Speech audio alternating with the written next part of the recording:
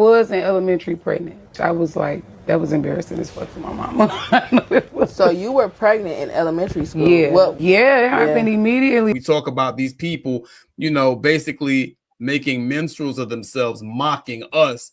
This is where they get it from, though. Parenthood happened very much early because I didn't know. So through high school and everything, you a mom Already. middle school, you 2 kids.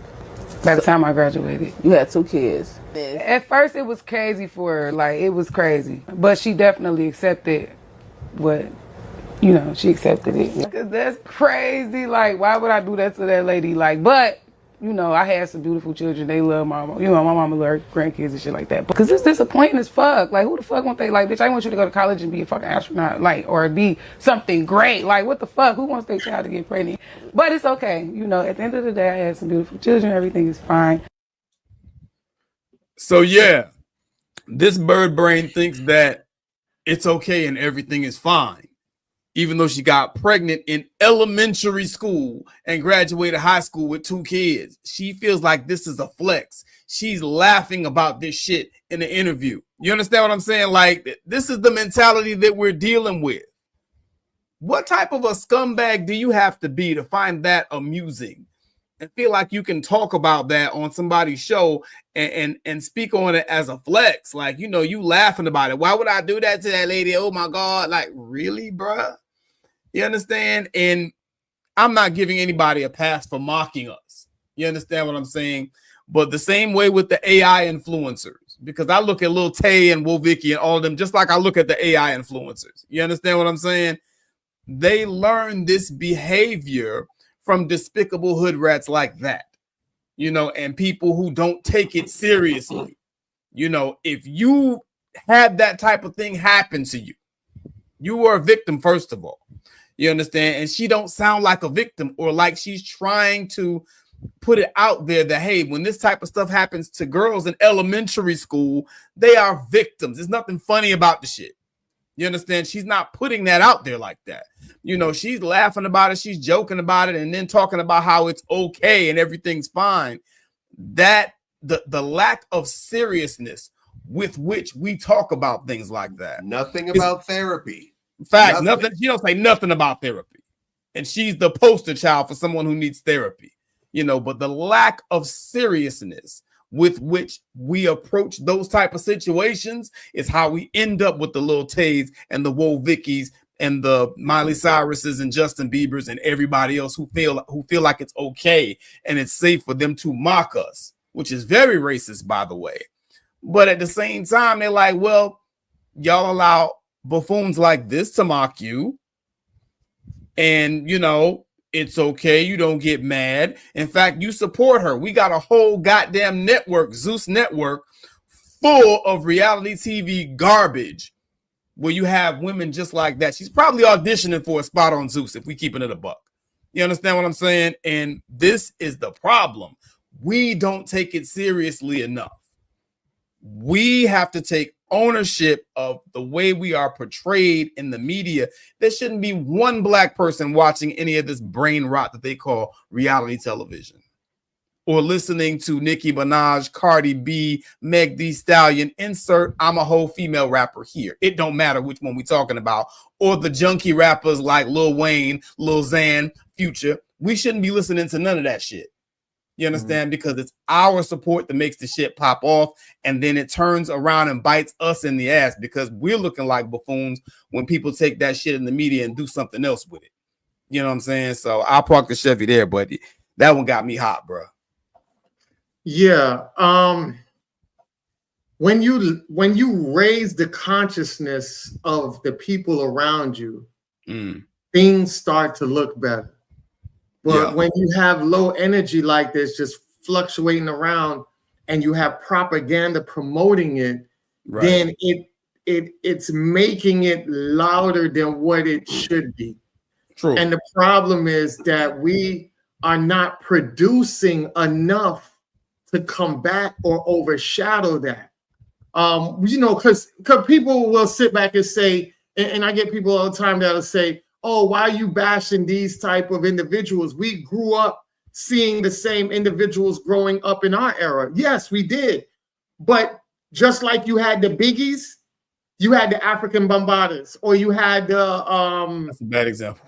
no, not African Bombada. Not African Bombada, but you had like Public Tribe Enemy. Called Quest. You had Yeah, Public Enemy, Tribe Called Quest. You know, so many different Brand Nubian. Yes, Brand Nubian. What's the other one? Guru, X-Clan. Yeah. Guru, yes. We have so many, and these wasn't just regular artists or groups that were just underground. These were known, like above ground, being played on the radio station heavily and everything like that. Because the consciousness of the people were more greater back then than they have the consciousness today. So we knew that if we had garbage over there, it didn't matter because the Tribe Called Quest, the Brand Nubians, the what's the other ones?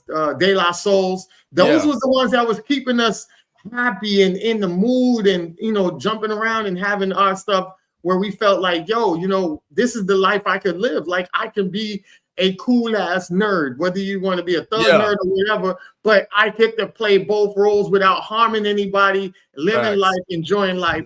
Instead of now, it's like this generation is all about clout, and if I don't do something, then my legacy isn't known like that, you know. And I think that's why they dumb down rap so much, because I remember me growing up listening to rap back then.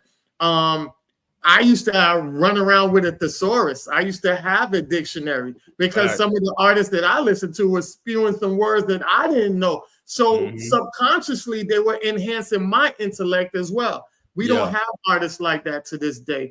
We have balance. She's not the first woman. She's not the first woman. There's another girl. I think she just had the baby. I think she made a video having the baby, but she was pregnant, talking about wait till I drop the baby, wait till I drop the baby. Some ratchet woman that is got the propaganda from Sexy Red. You know what I'm saying? So it's like every woman is trying to follow behind the other woman to, you know, glorify this type of behavior, and it really isn't something that needs to be glorified.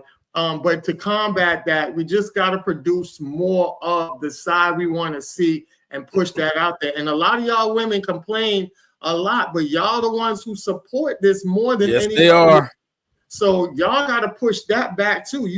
Y'all keep talking about how y'all want the real R&B to come back and all of that stuff. Well, start focusing and pushing that. I don't see y'all making videos with October London or Raheem Devine. Y'all don't do that. There's a small portion of women that do. Y'all be sitting here with this I'm a mutt and all this other thug ass songs that y'all put on y'all stories and everything like that. So y'all promote more degenerate than anything. And I'll land my plane on that. All facts. That last point was real extra powerful, by the way, because I can't tell you how many women I had to unfollow on social media because they kept reposting Joanne the Scammer and other bullshit. Like, what the fuck are you posting? But yeah, I'm a park the shit. Go ahead, Bobby. What you got, man? What you got? No, that's exactly correct. Locked and loaded. The balance of anything, because there's a meme that's going around that's powerful.